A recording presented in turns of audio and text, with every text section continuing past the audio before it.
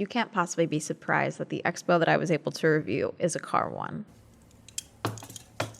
That's it. That's my intro. I'm Amanda. You're watching Swell Entertainment, and this is Hermes, my producer. He's not very good at his job. And today we are talking about SEMA and a little bit of Apex, but mostly SEMA. SEMA stands for Specialty Equipment Marketing Association, but according to Optima Batteries, it previously stood for Speed Equipment Manufacturing Association. We love an update. But SEMA is, for the most part, a car and car manufacturer, car part, car accessory expo. SEMA show in particular is what we are actually going to. Now, I had heard of SEMA in passing before, but it really didn't end up on my radar until last year when I went to Vegas about 2 weeks before the Las Vegas Grand Prix to talk about how I thought Vegas was not ready for the Las Vegas Grand Prix for Formula One. And I wanted to rent a supercar. I wanted to rent like a luxury car or a muscle car to drive around the track, the parts that were able to be driven on at the time. And I reached out to all of my car guys that I know in Vegas, and they were all like, we are all at SEMA.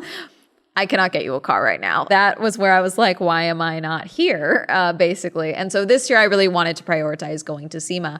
And so because SEMA is not actually open to the public, this is another one of those instances as to like, why did Amanda do this expo instead of another one? Because you guys really want me to go to like trade shows and expos and things like that. I get a lot of requests for that all the time.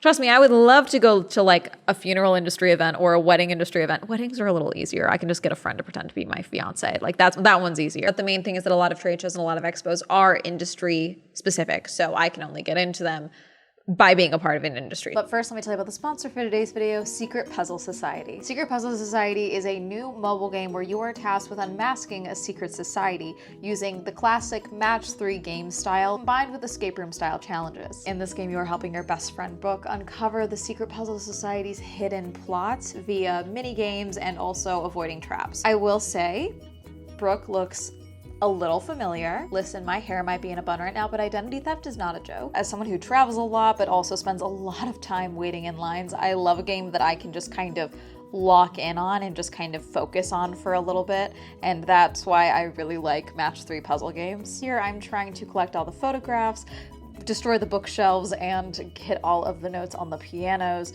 to clear the board before I can move on. But while I'm doing this, I'm also getting stars, which I can use to unlock the hidden puzzles within the game to discover what Secret Puzzle Society is really up to. Surely you guys don't want me to uncover a treacherous plot on my own. Go ahead and click the link in the description box or scan the QR code that's been on the screen to get started playing Secret Puzzle Society today. And you can help Brooke too. And thank you to Secret Puzzle Society for sponsoring this video. So how was I able to get into SEMA? Easy. Press, Swell Entertainment. And also Girly Pop Go, but obviously they looked probably more at Swell Entertainment. But the reason I was able to get into SEMA is because I was able to submit a bunch of my videos for motorsports, like the Indy 500, like F1, like FE, all of it. Okay, so I was able to be like, hey, also I have a girly car and motorsport channel. They were like, what type of content would you make? I was like, I would make a review of the event and then smaller videos for Girly Pop Go. And I was very quickly accepted. So I got an official media and press pass. The most common badge that I personally saw was buyer and international buyer. That was the most common badge I would see. There was also some that just said spouse, and that would be like they are married or the partner of someone involved in the industry. That was another one that I saw quite a bit, at least just in my perusing of the floor and things like that. And then obviously featured cars, if you had a car that was on display, featured things like that, that would be a featured car badge. There was quite a few. And so that's why I was able to get in. So again, if there was a expo or a trade show that is event specific, that is anime specific, that is, I could probably justify movie specific. Social media specific, I can probably make that work. And sometimes people just don't like me. There's also that. They're like, we don't want her here. That's also happens. That's valid too. But I think the 483K subs really helped with this one. Now, this show also is part of Apex as well. SEMA is where you hear people be like, oh, I'm at SEMA. But Apex is also associated with it. Game-changing products, hands-on training, global connections, get ready for Apex 2024.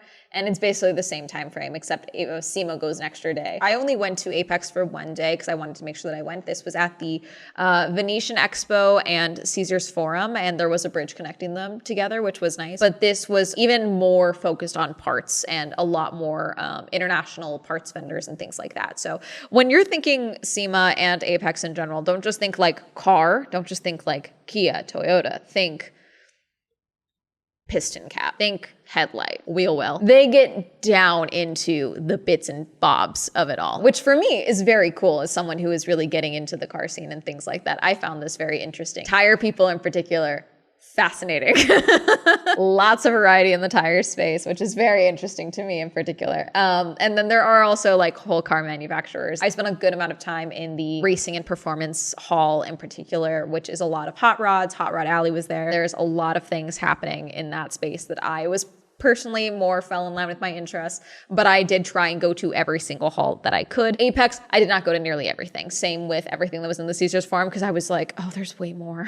And also I try not to waste people's time at this event. And also when they see media and press and all of that, people were like, you can write a story on this. I was like, I am not that type of press. I'm the annoying YouTuber kind. This event, the main thing you need to understand is that this is huge. Every time I think I'm making progress and getting through like a hall or something, I look up and realize that there's a whole nother like block of the building that I haven't even reached yet. Especially as a content creator, I found a lot of things where I was like, oh, this is really, really cool. Like I, as like a hobbyist in the car space, as well as just someone who loves motorsport. Was there a motorsport presence here? Yes, but it was mostly drifting for the most part, which I found interesting. And not to say that that's a bad thing or anything like that. That's just not something I'm personally particularly into right at this exact moment. I really enjoy doing drifty ride-alongs, but am I particularly aware of the drifting space? Not really. Oh yeah, speaking of drifting ride-along, I got to do one. So shout out to driver Ben, shout out to Lisa from SEMA for getting me in the car, and shout out to Shell for facilitating it all.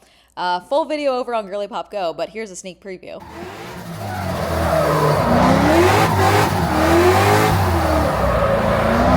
It was interesting to see that, as well as the drag racing space as well. And just there was a variety of different people from different racing series involved here, which I just thought was interesting. I'm nearly as short as you guys make me out.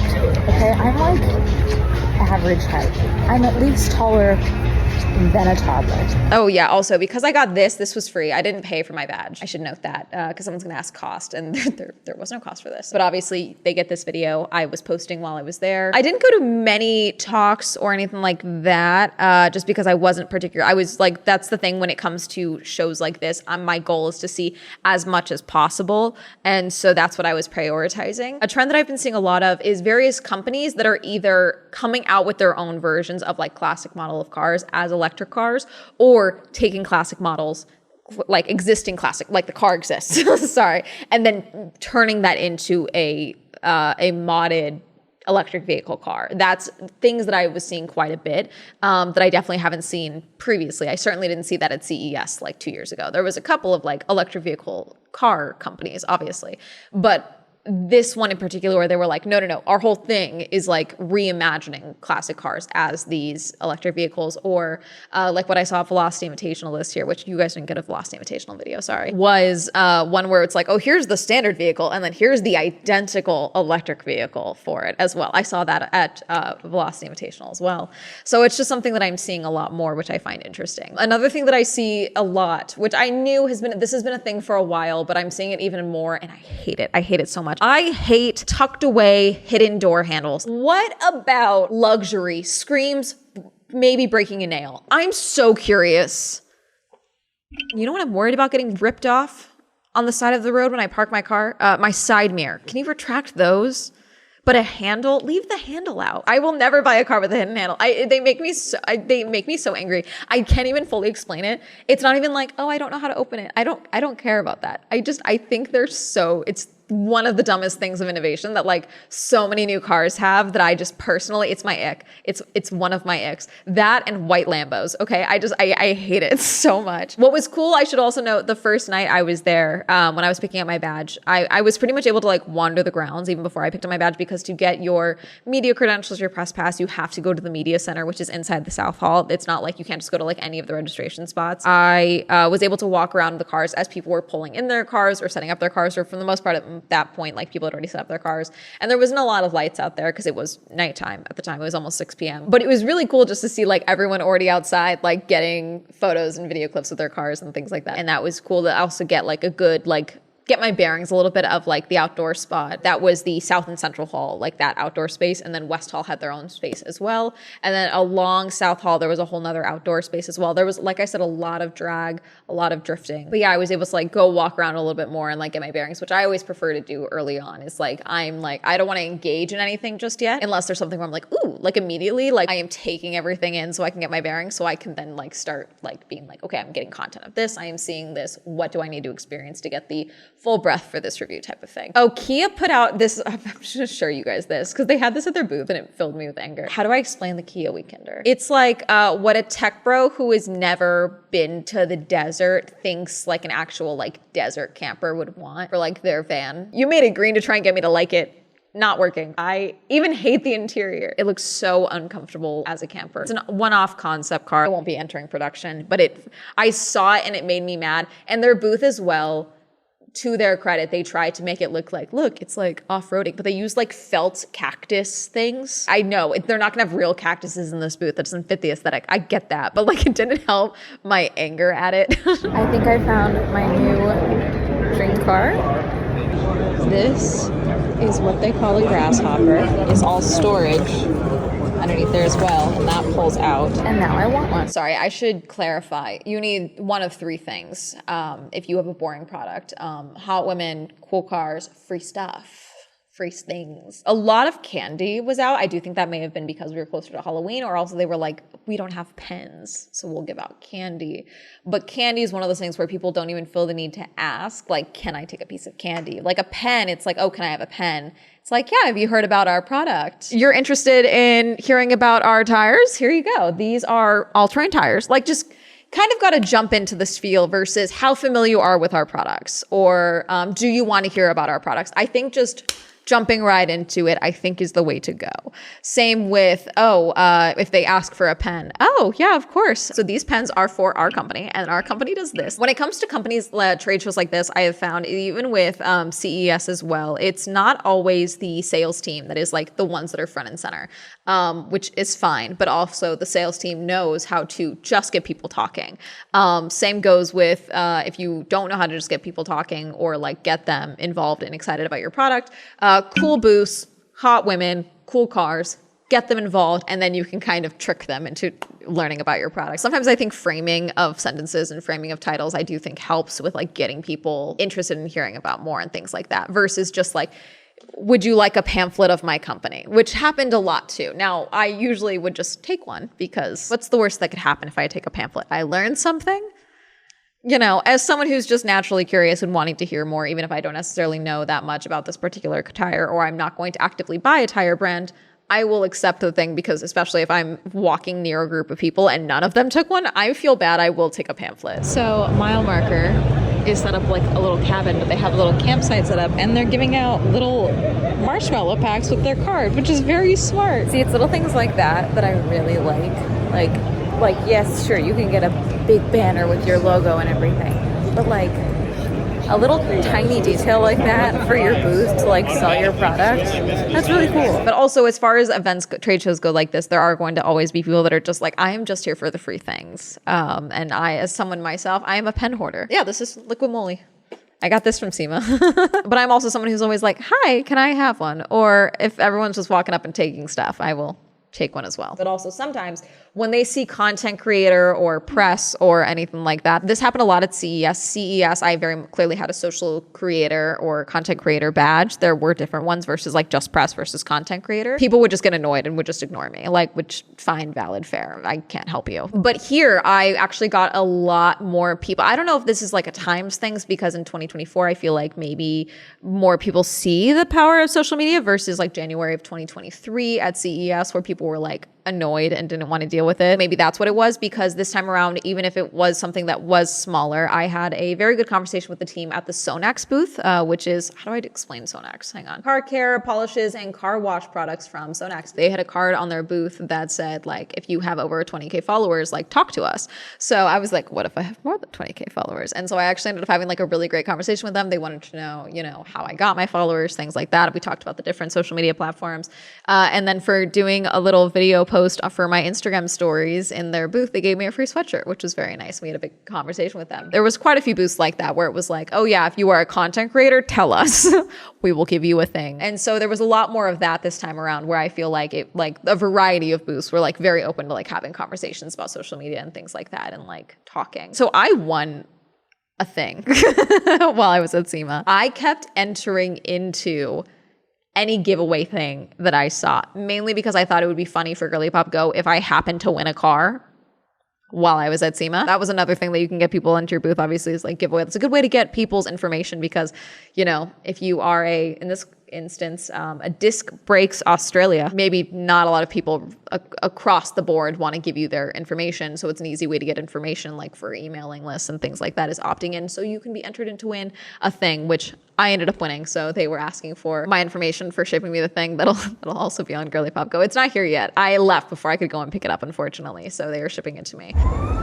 Gotta do the job. First thing I did was spin out, so that is on me. This is where I announce I will not be participating in the Formula E Women's Test today. This event is so big. It's probably not larger than CES, because CES, like I said, is in the same space, but I feel like it covers technically more ground. But this felt more, just felt like more. And I don't know if that's because like there was also car space within CES, obviously, but I don't know. I don't think this is arguably larger than CES, but it just feels like there's more quantity within the space itself, if that makes sense. I don't know. But also that could just be because they are currently doing a major renovation to the Las Vegas Convention Center. So this feels like there's just more here, possibly. That could be it. Not uncommon for me to find very cool demos within spaces. I really like for off-roading booths, like anything related to off-roading or like all-terrain vehicles or anything like that, when they would just have like rocks or dirt or sand, like in their booth to like demonstrate like how things would work. I don't know why I like that so much. It just like makes my brain go, wee. It sounds like attention to detail, but it's really just showing like, no, these are like the real world application for these things, because it's very easy to make something look very cool and badass when it's in a showroom, but like to actually show it on climbing up rocks and things like that, that's very cool to me. And I do appreciate that attention to detail in regards to these vehicles, to actually show like these are the real world applications for these things. So I saw one guy that had a jack he was demonstrating that, but he was doing like one arm to show just how much weight this jack could hold and how easy it was for him to do it and then release it and things like that, which, while it also being on sand, which was very cool. There would be a lot of demos like that. I saw one guy that was just like beating the shit out of a window. This was a window replacement company, okay, for glass for cars, with a bat to show just how much it would take. And he was wailing on this thing and it wasn't chattering. Sold. Put it in my Camry. And there was things like that. I saw a lot of booths in the detailing space, which was cool, where they would basically do like timed tests to show like how easy it was to like wrap the hood of a car. So they would have like the hood separated from the rest of the car, which very cool to see, just like the different innovations of like car parts worked into booths and like used as different like display cases or desks and things like that. But they would just have the cars and the timers going, and then people would do like one side of the car and then they would all have the same. I don't know. I like those things like that, because they would be like people that worked for the booth as well as people that were just like here at the show that were also probably detailers in their own shops. That was really cool to see as well, and see people like try out different techniques and different equipment and different materials. And I think that's really cool. And I also think that's a really good way to show your product, is actually showing the practical use in a fun way like this. A booth that I really liked, mainly because they had a cool truck. It was a seatbelt replacement company that they could add a seatbelt into any vehicle, and they could swap it out for like cool colored, cool patterned seatbelts to encourage people to wear seatbelts. I think that's really cool. A couple of booths I like doubled back through certain halls where I was like, I didn't see all this hall, which there's probably the high likelihood I saw everything is very low. I saw a lot, but I don't think I saw everything just because I don't think that that was possible for me. Seatbelt Planet is the seatbelt company. Custom seatbelts for every vehicle. The first day that I was there, like for the full convention day on the 5th, I did 30,000 steps. The other days I did 20,000 steps. I was doing a lot. So I was just constantly on the move. One brand that I saw that I was like, this is really cool, was a company that was making like high-vis workwear that also had like team logos on it and stuff. So like you could rep like, let's say the Cowboys while still wearing your like high-vis workwear. I think that's cool. That's one of the things that I really like is like taking like a need in the market, a gap in the market and things like that and like working that in. So that was really cool to see. Lots of variety of cleaning equipment, both for shops and at homes care, which is cool. This sounds stupid. I always love when there's attention to the booths as well. I always think a cool booth is a good investment. Some people don't like to do it, especially if they only do like, let's say one trade show a year. But then again, I think if you do one trade show a year, you want to go all out on your booth because you want to make that investment and make this pay off long term. So I think going all out on a booth for a one event, I do think is a valid choice. Certain elements of a booth you can invest in, like marketing, things like that you know you can use over and over. There were quite a few booths that would commission art of their products or art in general to show off their products or to get people to their booths. So this is the Brembo booth. I think this was DC Gaskets, okay? They had basically made an entire garage set out of cardboard for their booth, which was like their whole booth was like a garage, which was a very common like practice, like making your booth look like an actual like garage, whether it was to sell your garage drawer liners or anything like that, or like your floors, your flooring pieces and things like that to like make your booth look like a garage was very common. But this one I just thought was really cool. I was like, oh, it's all cardboard. Like that's really cool. Oh, this car made me mad. This is a old Coca-Cola truck. It's an older truck, and instead of like refurbishing it and like re-upping the paint job and like cleaning up the car, they just put a clear coat, like a clear layer over the entire car, including the rust and everything, and it irked me. I don't know how to explain it. I didn't like that. Like if you want a rusty car, drive a rusty car. You know, I'm cool with that. But to seal it in like this, like putting a veneer over a rotted tooth, like I don't think it's a good idea. My dad went as well to SEMA, but something that he also thought was weird, because I thought it was weird, was the absolute lack of anything for the Las Vegas Grand Prix that is in 2 weeks. Just thought it would be interesting, especially because if there was any place that you would be interested in maybe buying a ticket to the Las Vegas Grand Prix, you would think it would be here. There wasn't a presence from the Grand Prix itself trying to sell tickets at SEMA. I thought was interesting, and an interesting choice because I have heard they're having trouble selling tickets. They keep discounting them. You would think that this is where they might have some form of a presence to sell tickets or advertise the show whatsoever, but not really. Oh, they also sold a lot of SEMA gear. The one thing about SEMA gear that I will say, I did not end up buying anything because the only things that I wanted were sold out immediately. Any small sizes, any woman's sizes, a lot of them would be gone very early on. So if there's something that you want, buy it quick. There's so many people here. Getting in and out of this event is mostly a nightmare. The monorail system in Vegas is good and bad. I used it for the first time not too long ago for an event when I was out in Vegas. And then I used it this time around because I was staying at the Cromwell, which is right next to the Flamingo. The Flamingo has a station attached to it. So I was like, okay, this will be good. First day, perfect, worked well. Getting there is easier than leaving.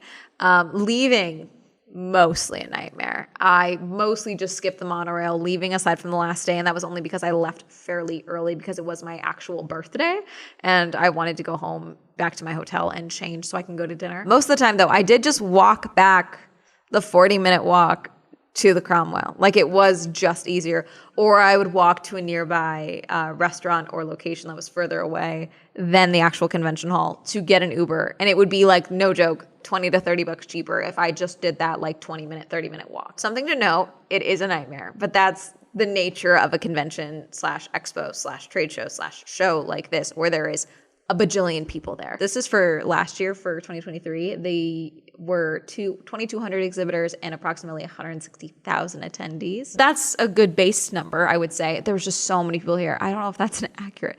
I don't want to say that that's too much or too little, because I also just think like it depends on the venue size. Did I enjoy my time there? I did enjoy it. I love seeing like a vast array of an industry in one go like this was very interesting to me, especially as someone who has a lot of ideas for like girly pop go and car things that I want to do and work on in the future. I am holding off buying another car currently. My car is currently paid off. I made a deal with myself that I wasn't going to buy any more luxury goods or cars or animals. I have my Hermes, my one son, and that is it until I own a house. Would I go back again? I would go to SEMA again. I had a good time. I saw a lot of cool things, a lot of cool products, got a lot of ideas. And that's always the problem with like events in general, where it's like related to like my industry in particular, because I go to a variety of events. I go across the country for events, but I usually don't go to like social media events, even though I go to things that like have a social media element. When I go to like a creator focused event, or in this instance, like a racing event or a car event specifically, now because I have Girly Pop Go, I get ideas. I have things I want to do and work on. My brain starts moving, and I can't do that for that in this current context, which is fun and exciting. So I'm very motivated. Between the election and this, I'm very motivated. I have ideas and things I want to do, and that's what I'm going to lock in on for the next 4 years minimum. There will be more videos over on Girly Pop Go, most likely, obviously the drifting video in particular. Thank you again to Lisa for putting me on the list for that. That was much appreciated. Very cool, very fun. Thank you to Ben for the ride. I just want to shout out the Sonex team just because they were very nice to me. That was very nice of them. And then I'm sure will be a video once I show you guys what I won, but I don't want to show you. I don't want to ruin the surprise. That's going to be it. Have you ever been to SEMA? Have you ever heard of SEMA? Have you ever been to SEMA or Apex? Would you want to go to SEMA or Apex in the future? Are you annoyed that this is the event that I went to that was a trade show? Is there a trade show that you think I could get access to? Let me know. Comment down below. Reminder, I stream on Twitch. Reminder that Swell Entertainment is now available on Spotify. Reminder to use code SWELL for 10% off on gamer subs. Shout out to my channel members. If you'd also like to join channel memberships, you can go ahead and click join down below. If you'd like to follow me on social media, that'll be all up here. And that's going to be it. Have a lovely day. Goodbye.